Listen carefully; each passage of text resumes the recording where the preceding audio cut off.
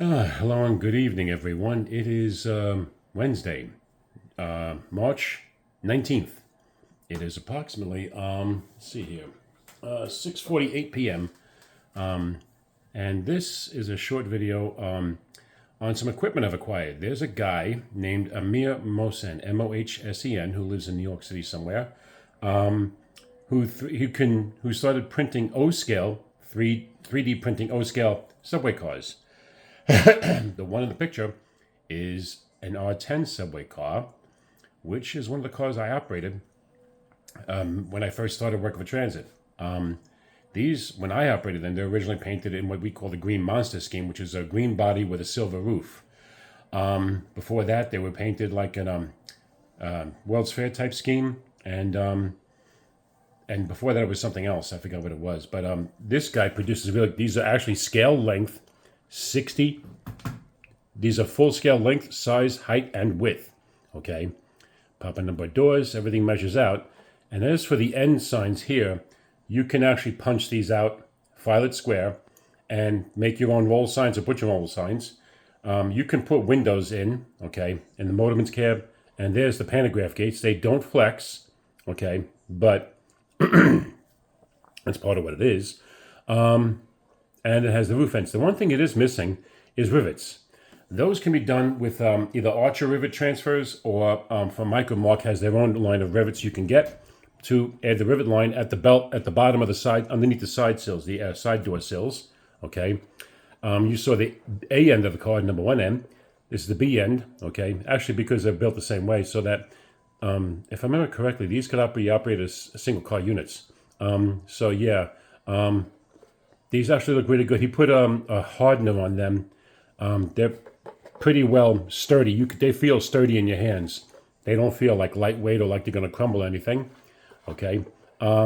These are a big improvement over what his earlier work was, but his earlier work was pretty good too. I'll show those in a little bit. So they have this car here, the R10s. I got a pair of them. He has an eBay site called 3D lower slash. I mean, the slash is on the bottom instead of midway up or halfway up. Express. All right. If you want, I can share the link after I'm done. All right. So yeah, this is an R10 O-scale R10 subway car, 60-foot car. This car would not fit an MTH floor. He does and can normally print them to fit an MTH or Line L floor. Okay. In case you have those and you want to put an R10 body on it. Well, that's one. This is the other one. This is a new type of subway car, pretty much.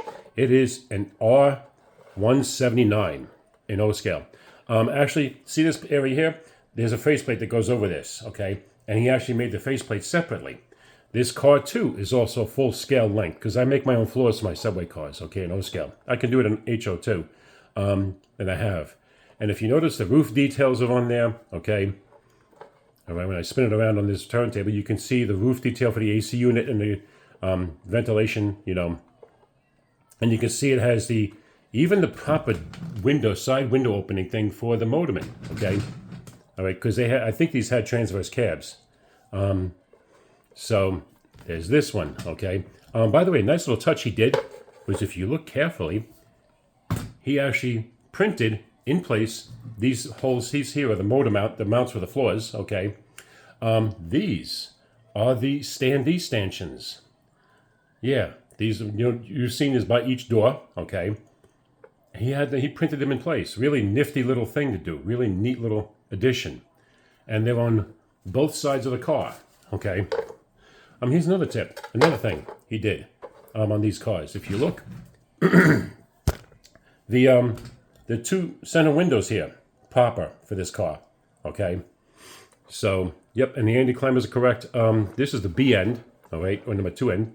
This is the headlight and taillight on number 1 end. Okay, you can see you can put a single letter or number. Well, actually, being it's a B division car, you would put a letter, and he went from A to Z. I don't even know if they still run the Z line, the Z, which was a skip stop service. And the plate goes over this, and you paint it. So I think it's because the paint, he made the faceplate separate because of the striping that's on the front. Can actually, or I'd say the paint job or the effects on the front can be more easily done if it's done with the separate faceplate than trying to do it on this, So I think it makes it a little bit easier All right, so there's this one. So this is the same size as the R10, okay? So you look down here, okay? Yep. And he also is getting ready to make some other cars too. Then we have this little bugger here, okay? Forgive me for, oh, not this one, excuse me. This one I have yet to finish. This is an R-46. Yes, I have work to do on this one. I have a lot of it. More sanding, more sanding, and then priming. This is actually full 75-foot length, all right? I added little pieces for the side door sills, and I'm going to be putting a sill plate on top of this after they're painted so that it has the proper sill plate, you know, because a lot of these cars don't have the side sill plates. So I'm going to make my own. This is an early version he did, all right, early 3D printing. So it came in pieces and sections. But other than that, though, it's the correct size, okay? As the B end is correct, all right?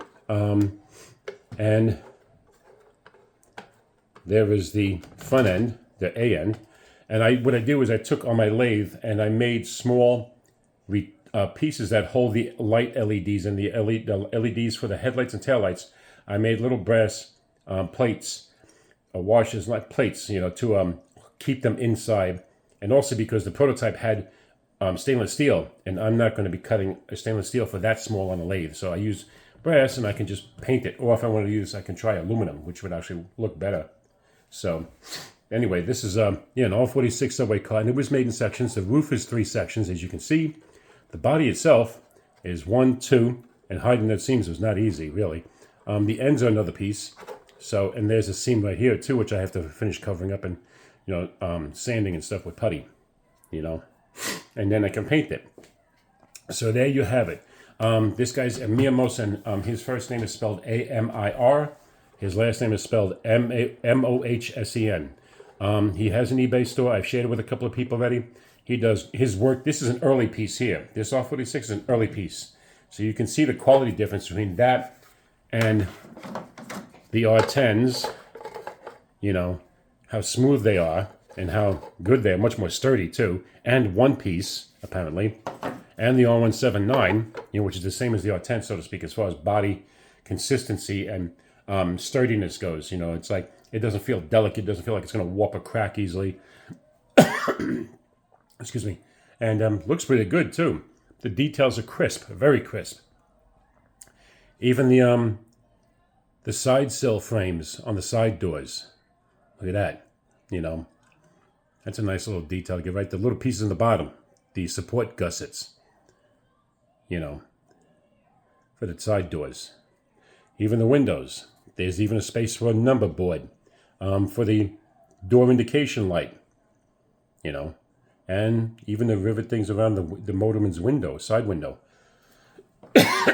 So, excuse me. So, yep, I got my work cut out for me a little bit on top of everything else. So, yeah. So, anyway, if you guys have any questions or comments or anything, please just feel free to ask me. You know, hope you guys have a great week and enjoy the nicer weather that's coming now, all right? So, you know, get out of the house. Later, guys. Bye-bye.